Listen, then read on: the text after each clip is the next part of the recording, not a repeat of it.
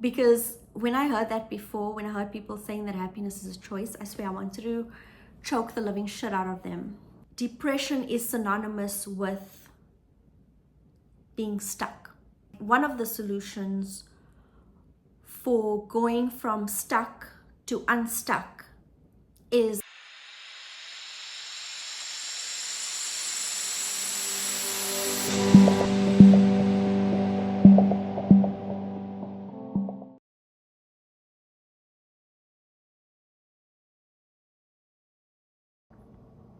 Hi everyone.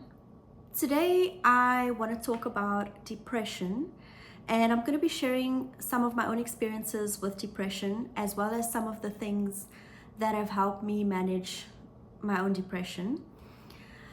With that said, and as we all know, there's no one size fits all or cure for all for depression. So it goes without saying that what may work for me may not work for you. Really, the purpose of making this video is to perhaps inspire you in maybe something that I share with you today will inspire you to find what does work for you. And as I've also recently learned, just as there's no one size fits all or cure for all for different people, I've also learned that there's no one size fits all for every depressive episode for the same person, for me at least. And I found this out recently because I've been recording a video series on depression. I started sharing what I thought was a wonderful formula that I had discovered and that was working for me for almost over a year, where I hadn't experienced major depressive episodes. I was still going through normal ups and downs, but in general, something changed. I happened to stumble across a solution, or what shall we call it, a formula that really started working well for me. And that was until I decided to create these videos. And just before I was ready to post them, I was hit with a bout of depression that I haven't felt in a very long time. And as if by Murphy's Law, everything that I was sharing in that video, almost it became null and void. Or the formula that I was following in the last year was somehow not working for me anymore. And I just couldn't put those videos out knowing that it wasn't true 100% of the time, which was really frustrating. But it took me back to the drawing board, and I'm here to share all of those experiences and what actually does work for me now. So just to give you some background, as we know, there is not one causal factor for depression. Depression is caused by numerous things that are all interacting and interplaying with each other. For example, there are genetic factors involved, there are environmental factors, brain chemistry, neurobiology, biological factors, situational factors, hormonal imbalances, past trauma, personality types, differences, temperaments, attachment styles, the list goes on and on. And so all these different factors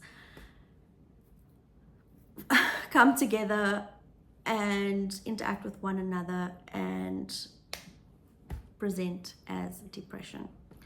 So some of the factors that play a role in my own experience of depression include things like past trauma. I have a lot of past trauma. I believe there are biological factors at play, genetic factors, maybe some brain chemistry. One of the major things that affect me are my hormonal imbalances. And this has affected me for the majority of my life. I have a condition called PMDD, or premenstrual dysphoric disorder. PMDD is like PMS on steroids. So all the usual symptoms of PMS plus extra symptoms like depression, suicidal ideation, a whole host of things. And it's just, I assume, felt more intensely than PMS.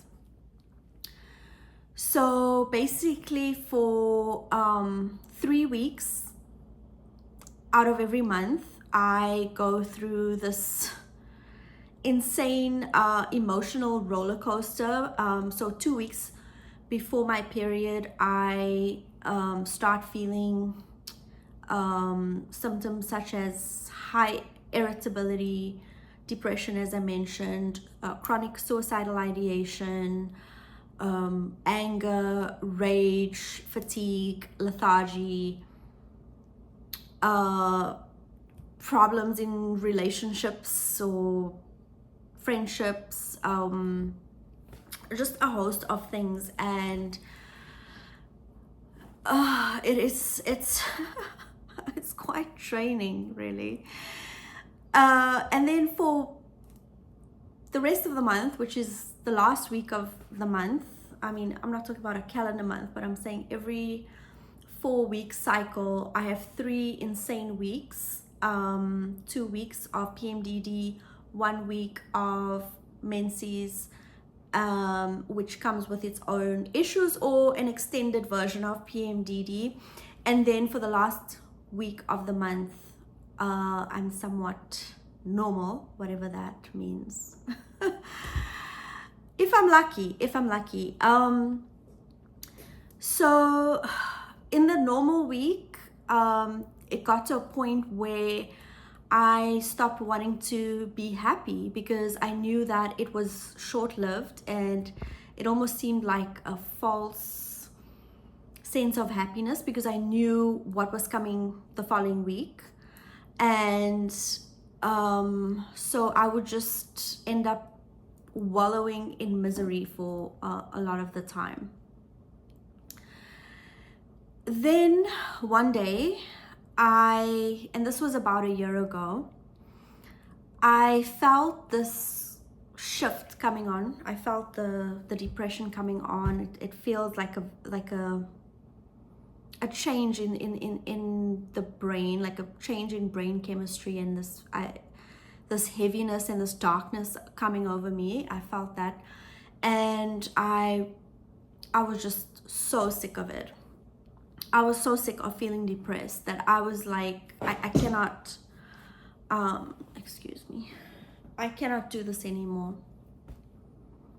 I remember getting up from the couch and walking to my bedroom and looking in the mirror and telling myself, like, I'm not going to do this. I do not want to feel depressed anymore, and I'm going to do whatever it takes to not feel depressed. Whether that means running around the block, doing 20 jumping jacks, cooking a nutritious meal, forcing a smile on my face, just doing all the things that we're told to do when we're depressed, like, you know, like all the healthy things that people do to shift out of depression. And I said, I'm willing to do whatever it takes, because I am not doing this again. And just that that simple decision shifted something in me, and it immediately took my brain out of that negative feeling state. And I was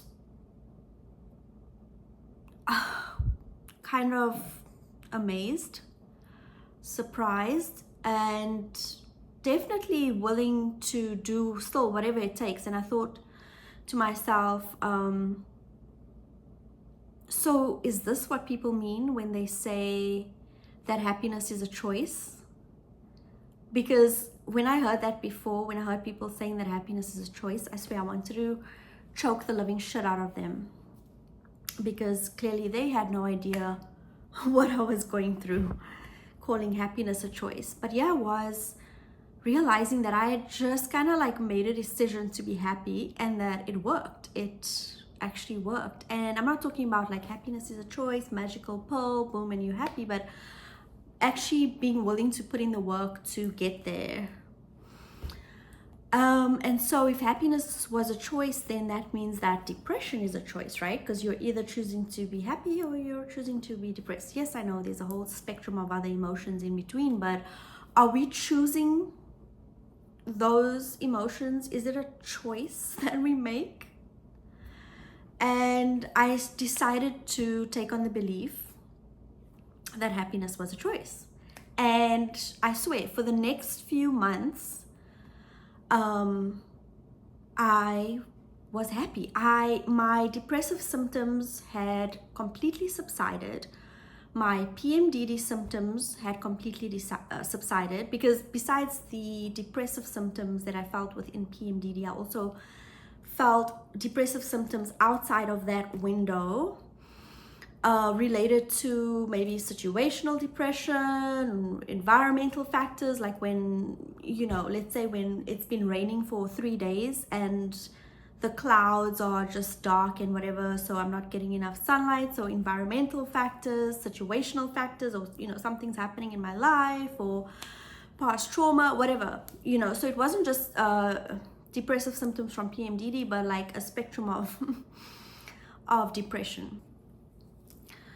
So all depressive symptoms had somewhat subsided in my life, and yes, I was going through like normal ups and downs, but they were nowhere near as dramatic, intense, as I had previously felt in the past. And so I thought I had stumbled across an amazing formula for myself, an amazing solution. That was until I made a video about this experience.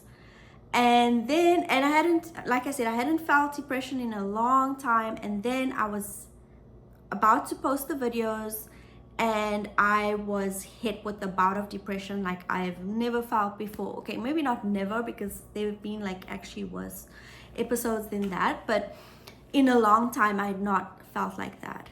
And everything that I had said in the video, that I had shared in the videos, for example, I was sharing other things, not just that, making happiness a choice, but like things on gratitude and a host of other things. None of that was working for me this time around. Like none. I didn't even want to try it. I didn't want to choose happiness. I didn't feel like I even had the choice. I had no energy. I felt like I was treading through mud.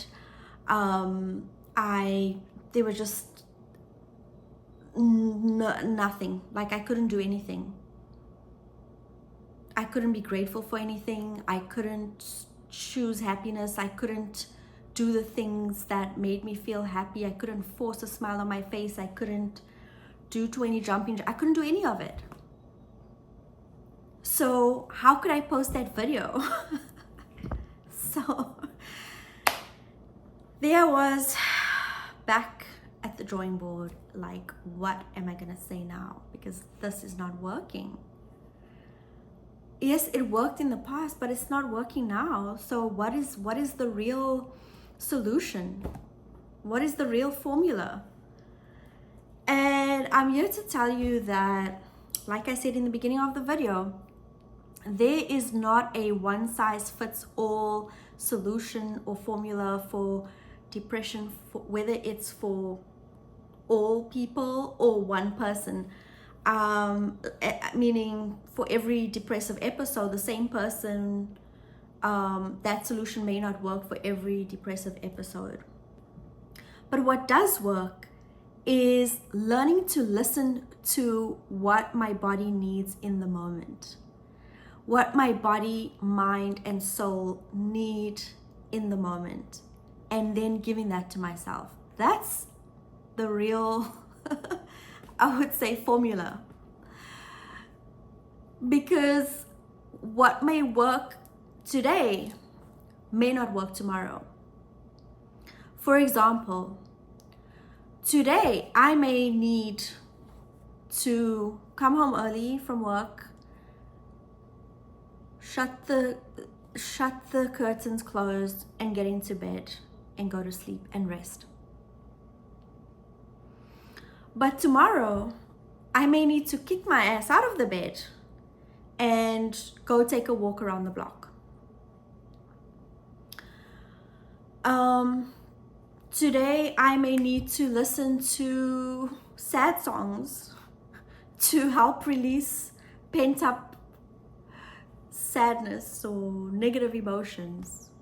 Tomorrow I may need to listen to high vibrating music or dance music to get myself moving and get out of that energy, out of that stuck energy. So there's no one thing, like there's no one solution, and no one solution is the right solution all the time. What works today may not work tomorrow, and what you need today, you may need something different tomorrow. And I think that is what I had to come to understand. And also realize that during the times where I was choosing to be happy, where I was making happiness a choice, it's a beautiful thing, I think. But what was happening with me was that I was so afraid of falling back into depression that I didn't even want to use the word depression anymore. I would feel depression coming on, or I would feel depressed sometimes, and I wouldn't even want to admit to myself that, hey, I'm depressed. I wouldn't even want to acknowledge that. And to a certain extent, I think that is also not healthy. That's like kind of like, it's not releasing depression, it's actually just pushing it down, and it's still there. It's just masked with all this, I'm so happy, I'm doing all the happy things. But underneath that, there's this real sense of depression. It's not a release of depression. And I think to release depression, we first have to acknowledge it. We have to acknowledge, like, hey, I'm not feeling great today, and that's okay. Now what can I do to help myself? Now what do I need to get out of this state? So in a sense, I feel like it was a blessing to go through this this most recent bout of depression, because it showed me kind of like where I was getting it wrong, where I needed some tweaking. And yeah, I'm really grateful for that gift in a way. Which brings me to another point, and that is focus. Focus is something that can really help us shift out of depression, if that's what we're needing to do in the moment. What we focus on, and we've heard this all over the internet, everywhere, in books, everywhere, right? What we focus on, what we focus on is our reality, right? Whatever you're looking at is what you're seeing and what you're experiencing. It's pretty simple. So if I looked at this bout of depression as, or if my focus was like, oh my God, I didn't find the solution and my solution was wrong, now what I'm gonna do, I'm just gonna go back into depression and forget all of it, and I don't have anything useful to share, and blah blah blah blah blah. But no, instead I shifted my focus to say, maybe this is a gift. Maybe this is trying to show me something. And I just need to re-look at things and re-understand things and go back to the drawing board and you know, just, I can't find the word.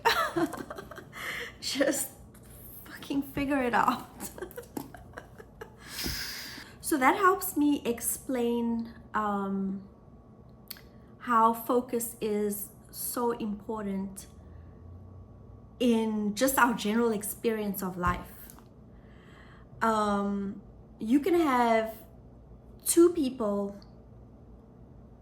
going along the same road, going along the same path, who've grown up in the same house, who've had the same experiences, and just their perception of reality determines their experience of reality.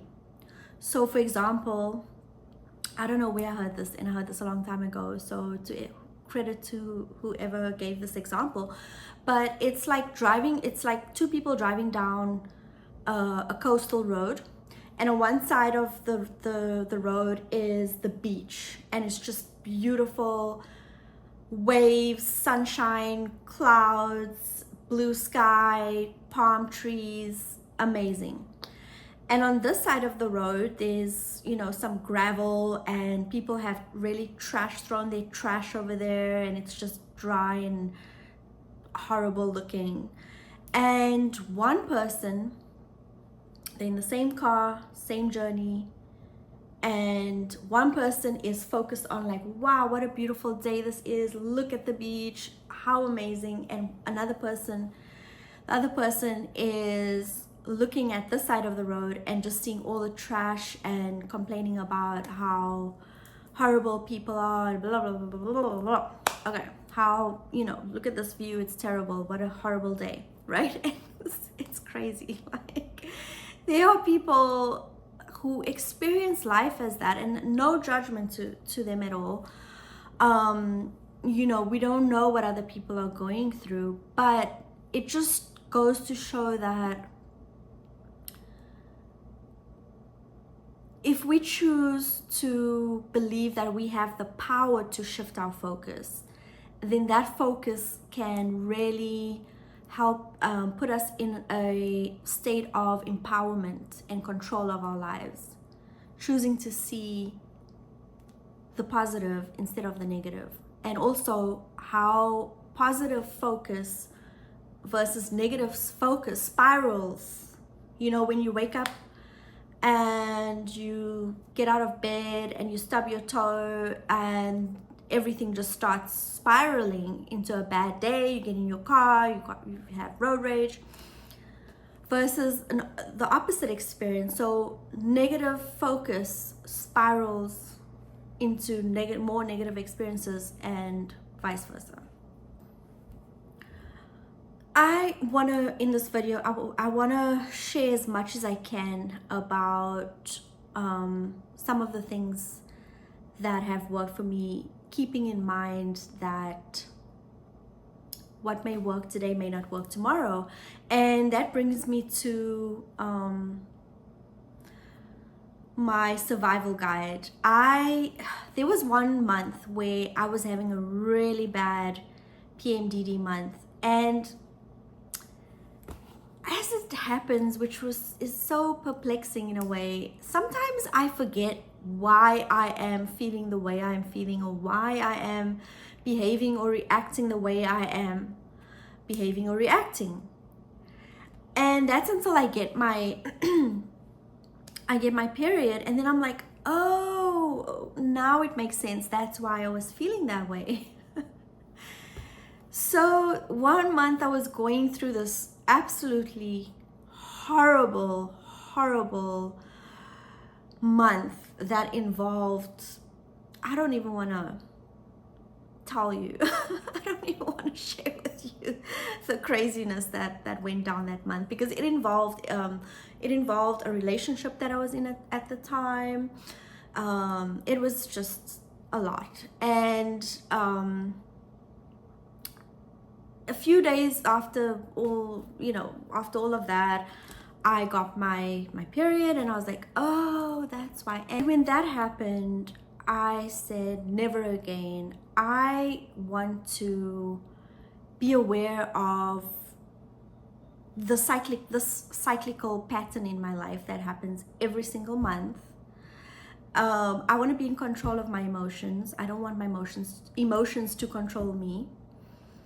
And so I came up with the survival guide, and I started making notes on my phone to myself for the following month and any months, in the future.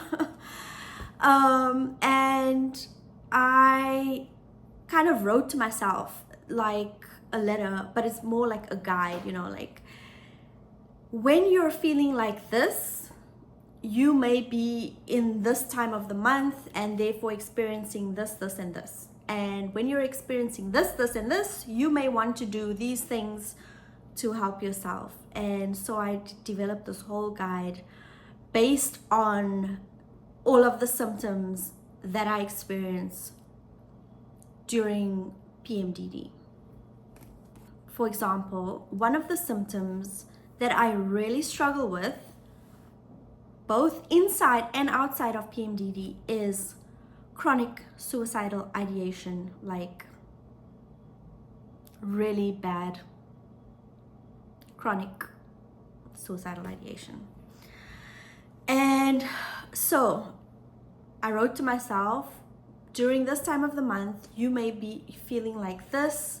I even knew there were repetitive words that would come into my mind during this time. Things like, what is the point? That was like a theme. I mean, if I look back through my journals, and before I was aware of all these things, there was a clear pattern that would be like, what is the point?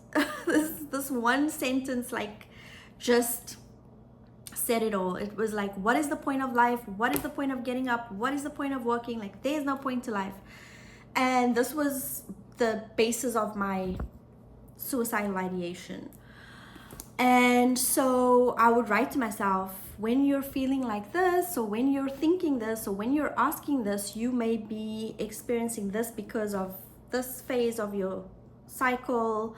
And here are some things that you can do to help yourself through this phase. And there would be a list of things that I could do. So one of the solutions, or one of the things that I had for suicidal ideation was I gave myself $100 budget, that if it ever came to the point, if it ever got to that point, and you know what point I'm talking about, the real deal, that point where I felt that I couldn't carry on any longer, that I would first take $100 and go and spend it on something absolutely silly and ridiculous. I'm crying. I'm crying. It's gosh. Okay. Okay. So I'm being vulnerable right now, which sucks. I hate being vulnerable. But this is the reality of it. And sorry, I broke down because I don't want to have those feelings. I don't want to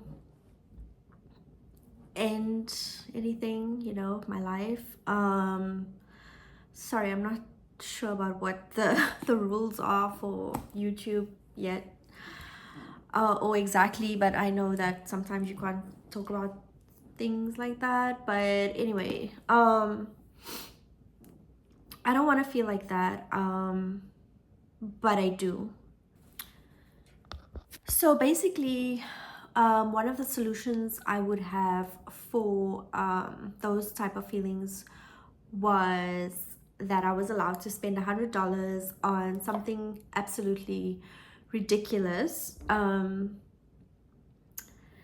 And in doing that, if I were to follow that guidance, follow that solution, then that would mean that I would have to get in my car, drive to the store, and go look at something absolutely just fantastical, wonderful, pleasurable, that I can spend my money on. Because I mean, if I'm gonna do it, I might as well spend my last $100 on something crazy. So I think by doing that, it would actually just take me straight out of that feeling. So yes, this is the survival guide that I created for myself. And I want to share as many of these types of solutions that I can, that have helped me in sometimes, in other times not so much, but maybe you would find something useful, or it would inspire you to come up with your own kind of survival guide or solutions to manage these feelings.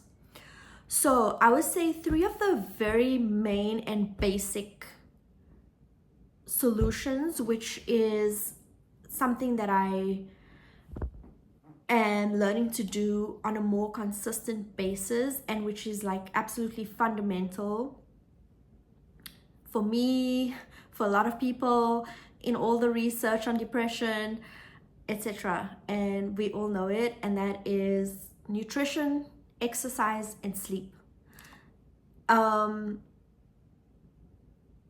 Eating a healthy meal when you're depressed, obviously, even when you're not depressed, is way better for you than eating junk food, sugar-laden food, food that affects you negatively if you have any allergies or sensitivities like dairy or gluten or wheat or whatever. So focusing on nutrition that boosts your health and boosts your mood. And there's also been research on foods that specifically help depression. For example, chocolate or dark chocolate apparently is a serotonin booster. I mean, don't go and eat the whole the whole chocolate slab or whatever, or if you have dairy sensitivities, then that's not for you. But finding things that work for you, there are healthy versions of that.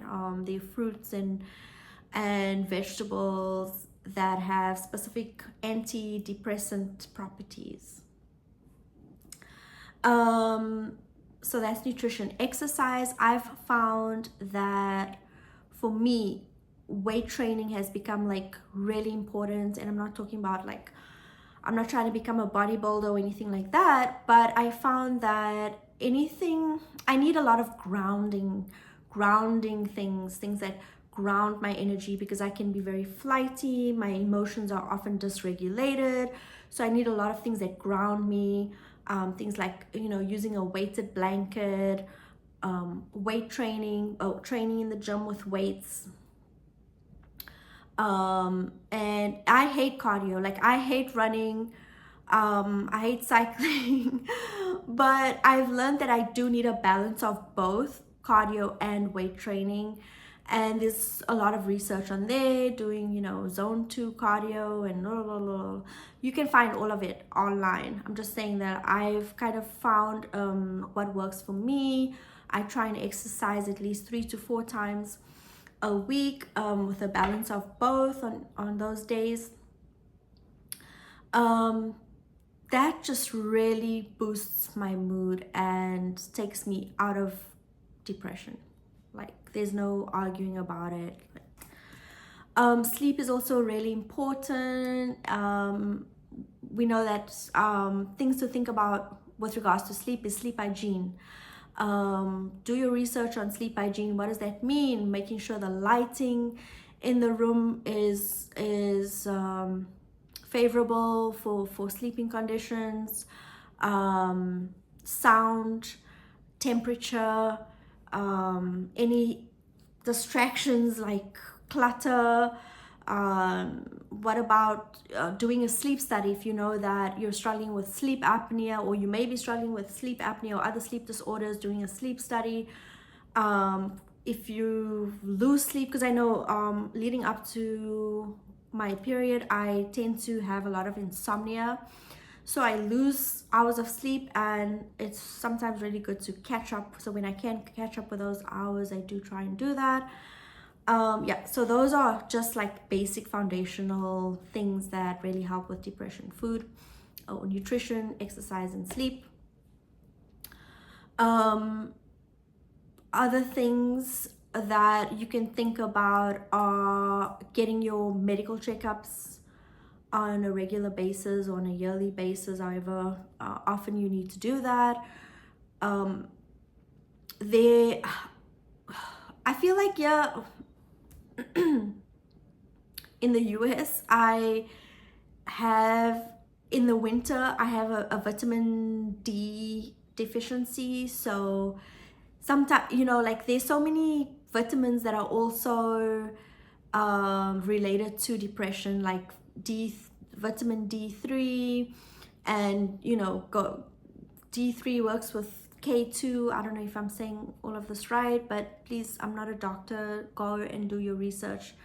I'm just kind of putting some sparks of inspiration into things that you need to be or could look at when it comes to depression. I know that in terms of vitamins, like all the B vitamins, B12, B6, B1, B complex, those are also often related to depression. During the week of my period, I tend to lose a lot of iron, and I can tell, like in my gums, in the color of my skin. So iron deficiency.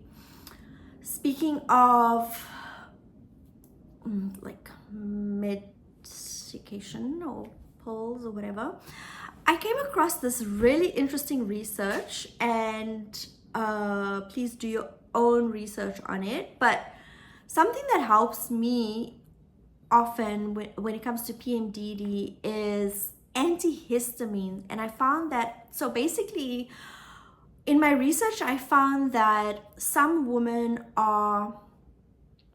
people are sensitive to hormones in general, and particularly progesterone during the luteal phase of the cycle. So that's when PMDD starts, or PMS starts, and your body is producing more progesterone. So your body, if you have a sensitivity or an allergy to progesterone, then your body may produce more histamine to kind of like protect yourself. So like, when you get seasonal allergies, it increases your histamine because your body's like rejecting this pollen or allergen.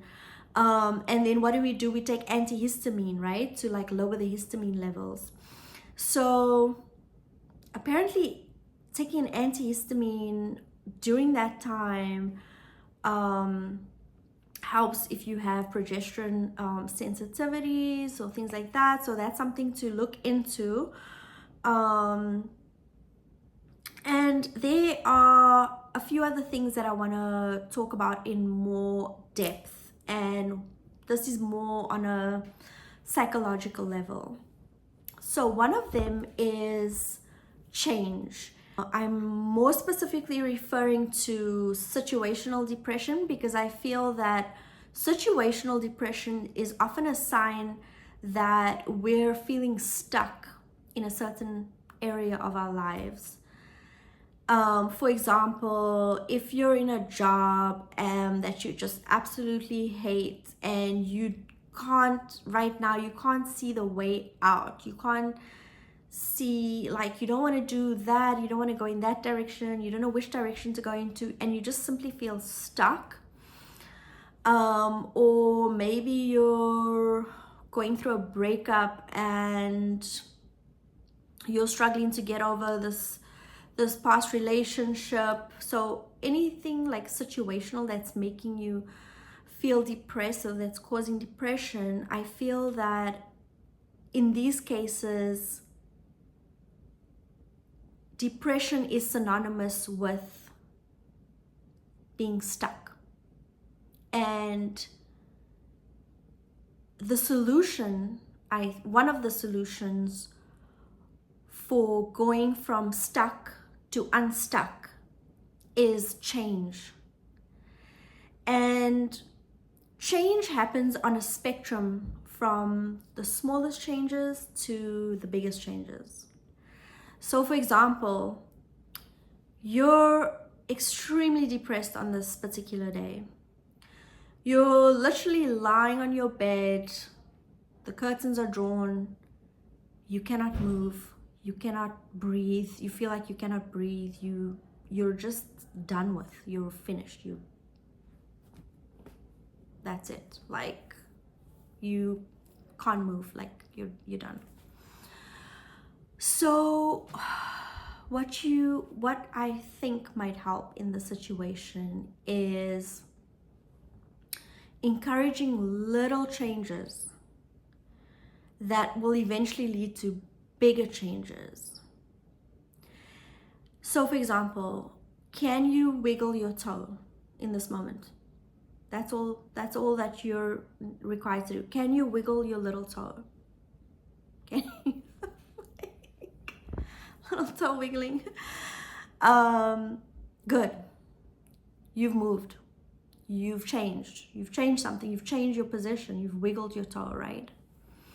Now, can you move your one leg slightly off the bed? Can you move your leg off the bed? Maybe it's dangling off the bed. Again, you've made a change. You've changed your position. I mean, now that your leg is there, you might as well move the other leg a little bit over. And now you've got two legs dangling off the bed.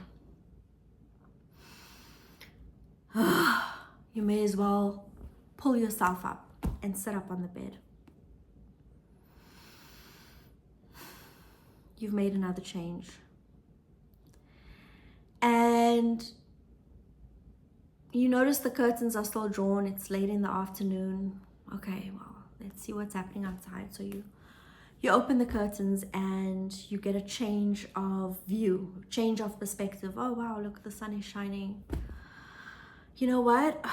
It's 5:30, I still haven't brushed my teeth. So you walk to the bathroom, put some toothpaste on your toothbrush, slowly brush your teeth. You've moved from one room to another. You've made a change. Maybe after brushing your teeth, you don't have any energy left and you want to go back to bed. Fine, go back to bed. Tomorrow, maybe you'll make some more changes. But eventually, just making these little changes, which, in the moment, thinking about making a big change, like I need to update my CV or my resume, seems so overwhelming and impossible in that moment. So you don't want to think about those big changes. All you want to do is focus on the little changes, the most tiniest change you can make in that moment, like wiggling your little toe, and the next small change after that. And doing all of this with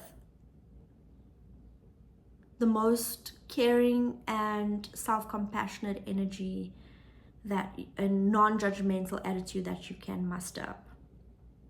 You want to be really gentle with yourself in this moment, in these moments. You want to watch the self-talk. What are you saying to yourself in this moment? Are you insulting yourself? Are you putting yourself down? Are you hammering yourself for not being good enough, or like not having it all together, or not having the energy or the motivation? No, what you need in this moment is gentle, understanding, compassion, and encouragement, which sounds like, it's okay. It's okay. We all get down. It's okay. I'm gonna be okay. Just breathe.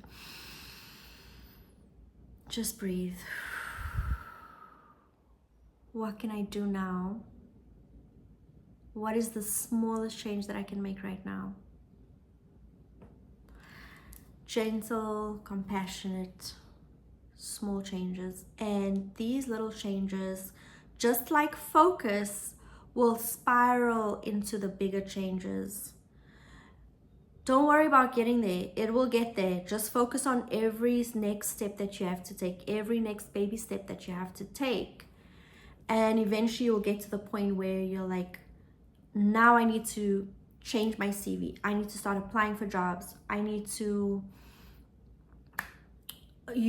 grieve this breakup that I'm going through. I need to work through my emotions. I need to journal. I need to go out with my friends. You'll get to that point. But for now, just start with the small changes. And yes, I said that this is specifically for situational depression, but it works for other types of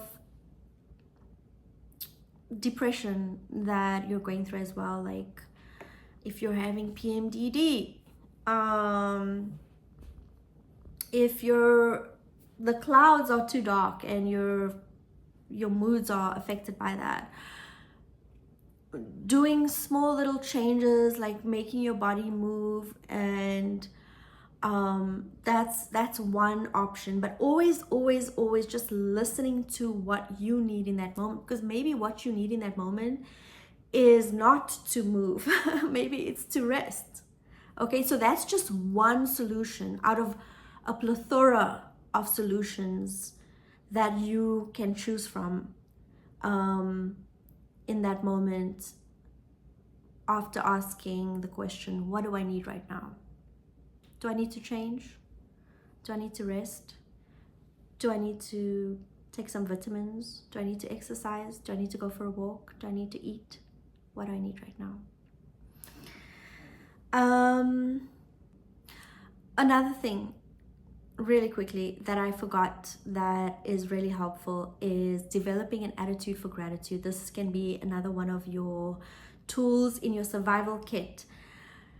And I'll share a quick story about how gratitude helped me shift my focus in a really dark time.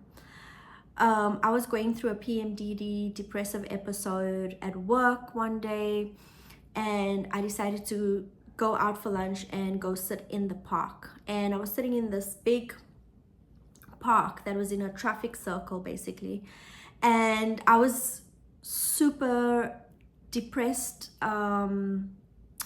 experiencing suicidal ideation and even dissociating in the sense, in psychology they refer to it as depersonalization and derealization. So basically depersonalization is becoming detached or feeling detached from yourself, and derealization is feeling detached from reality.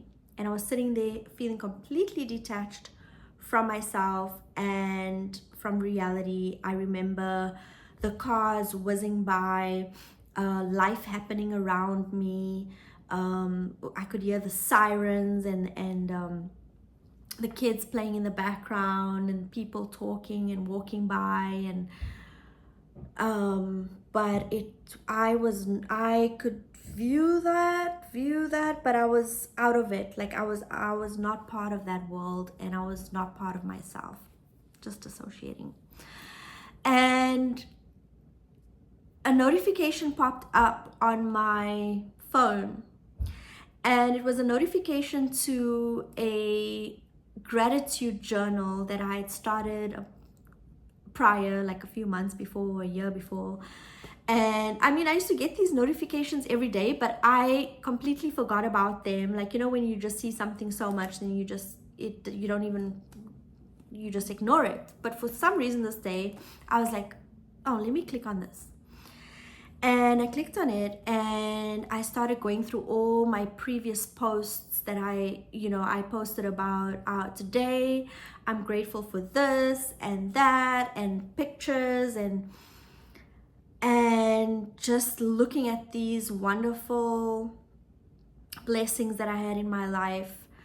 I mean, simple basic things like watching the sunrise, or having a roof over my head, or having a job, things that not everybody gets to experience in this life, or not everybody has privy to in this life. It's just really, it makes me grateful for having those basic things.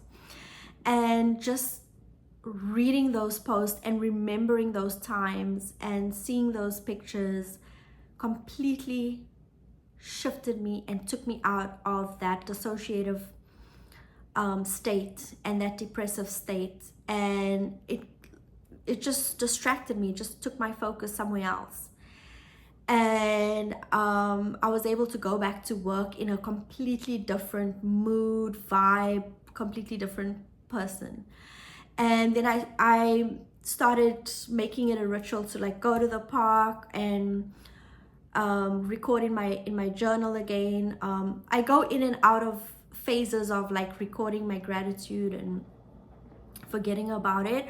But what's nice is now that every time that I remember or I get into those depressive states, those are the posts that help me sometimes get out of that state. And because I forget what I've posted previously, and going back and looking at them it's such a blessing. And sometimes there are things like, because there's a section for affirmations or manifest, like things that you want to manifest, and like going back and seeing that and like seeing like, oh my god, I wanted this and now I have it and I manifested that. And it really just helps shift your focus. So that's another wonderful tool to have in your survival guide, is developing an attitude for gratitude. All right, guys, I want you to know that there is hope. You may feel that you're feeling terrible today and that this feeling is gonna last forever, that you feel like this now and you're gonna feel like this forever, but I promise you, you're not. You're gonna come out of it. You have before, and you will do it again. So there's hope. Cling on to that hope. Celebrate the good days, and just flow with those waves as much as you can. Sometimes the waves are high and long, and then sometimes they are shorter, like you go in and out, in and out. And I hope they get shorter and less intense for you. Thank you for watching, and I hope to see you on some other videos, because I am going to be posting a lot on everything. So take care for now. Bye.